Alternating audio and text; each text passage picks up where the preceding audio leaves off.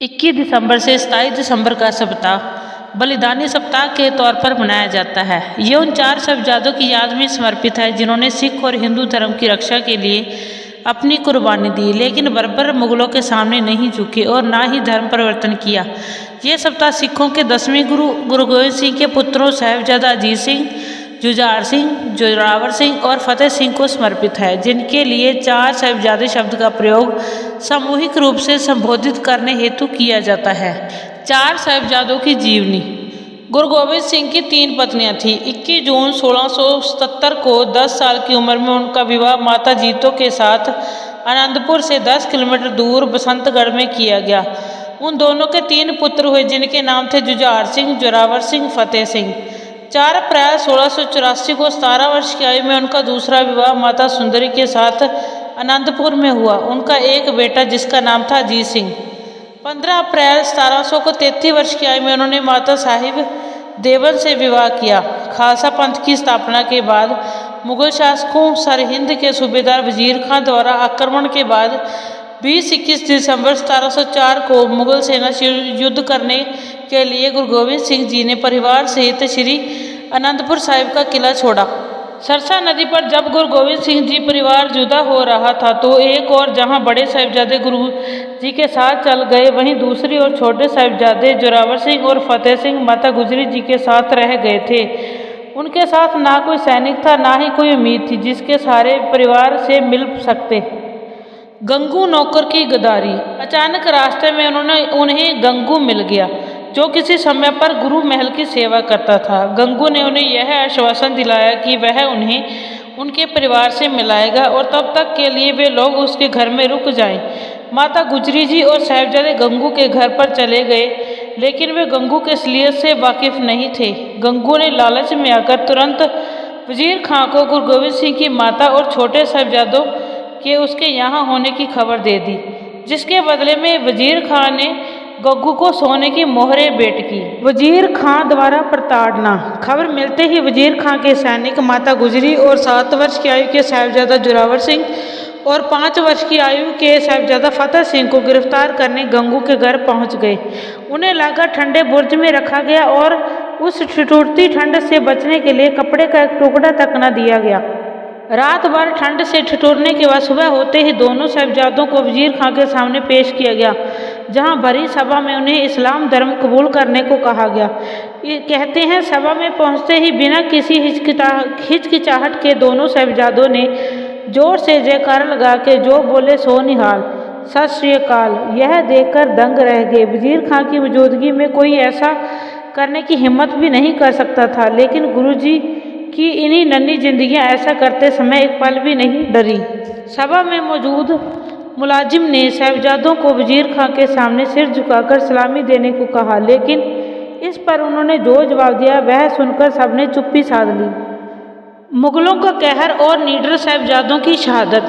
दोनों ने सिर ऊंचा करके जवाब दिया कि हम अकाल पुरख और अपने गुरु पिता के अलावा किसी के भी सामने सिर नहीं झुकाते। ऐसा करके हम अपने दादा की कुर्बानी को बर्बाद नहीं होने देंगे। यदि हमने किसी के सामने सिर झुकाया है तो हम अपने दादा को क्या जवाब देंगे, जिन्होंने धर्म के नाम पर सिर्फ कलम करवाना सही समझा, लेकिन झुकना नहीं। वजीर खां ने दोनों साहिबजादों को काफ़ी डराया धमकाया और प्यार से भी इस्लाम कबूल करने के लिए राजी करना चाहा, लेकिन दोनों अपने निर्णय पर अटल थे।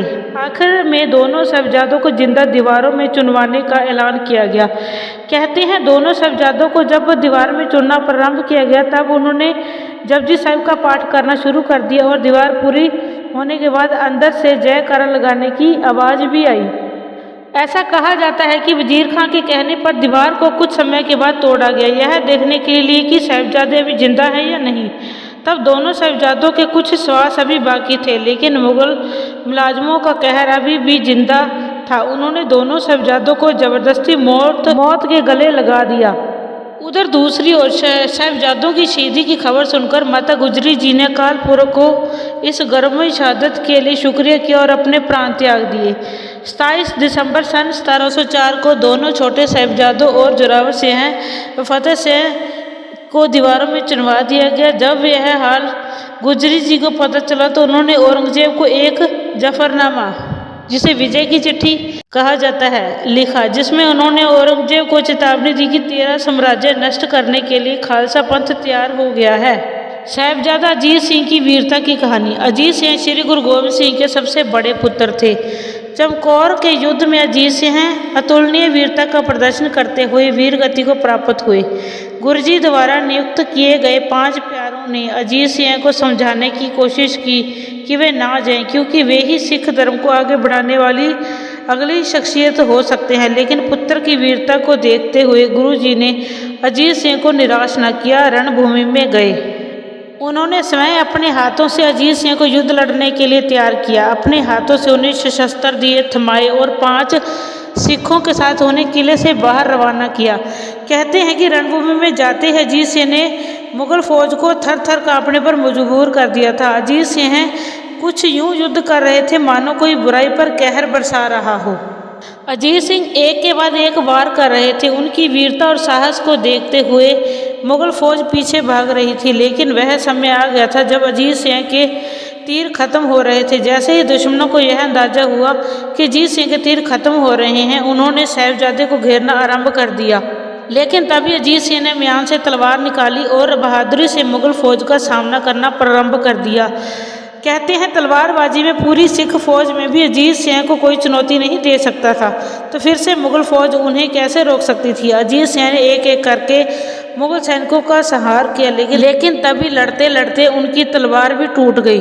17 वर्ष की आयु में शहीदी, फिर उन्होंने अपनी म्यान से ही लड़ना शुरू कर दिया। वे आखिरी सांस तक लड़ते रहे और फिर आखिरकार वह समय आ गया जब उन्होंने शहादत को अपनाया और महज 17 साल की उम्र में ही शहीद हो गए। इनके नाम पर ही पंजाब के मोहाली शहर का नामकरण साहिबजादा अजीत सिंह नगर रखा गया है। साहिबजादा जुझार सिंह। अजीत सिंह से छोटे जुझार सिंह अपने बड़े भाई के बलिदान के पश्चात नेतृत्व संभाला तथा पद चिन्हों पर चलते हुए अतुलनीय वीरता का प्रदर्शन करते हुए वीर गति को प्राप्त हुए। तो दोस्तों, ये जो दिसंबर का हफ्ता है, ये इन 4 साहिबजादों की वीरता और उनकी शहादत का हफ्ता है। पंजाबी में तो आपको इसकी बहुत सारी जीवनियाँ मिल जाएंगी, लेकिन हिंदी में बहुत ही कम मिलेंगी। इसलिए मैं आपके लिए ये जीवनी लेके आई हूँ ताकि सभी को इनकी कुर्बानी के बारे में पता चल सके। मिलते हैं अब किसी नई कहानी के साथ। अगर ये कहानी अच्छी लगी तो इसके आगे शेयर भी जरूर करें, लाइक भी करें और चैनल को सब्सक्राइब भी करें।